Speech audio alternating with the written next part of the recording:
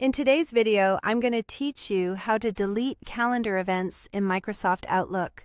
Whether you're tidying up your schedule or removing a meeting that's no longer needed, I'll walk you through the process clearly so you can do it with confidence. First, head into Outlook and open your calendar. You can do this by clicking the calendar icon, usually found on the left side of the app.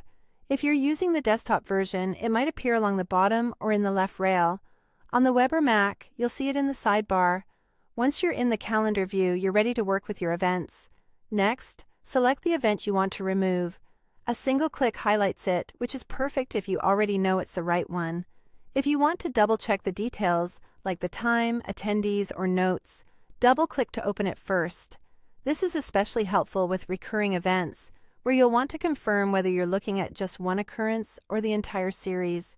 When you're sure you've got the right event, delete it. You can click the Delete option in the toolbar, or simply press the Delete key on your keyboard. If it's a recurring event, Outlook will ask whether you want to delete just this occurrence or the whole series. Choose what fits your intent.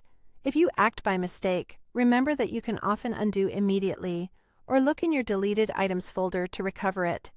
For meetings that include other people, make sure you notify everyone appropriately. Choose Delete Meeting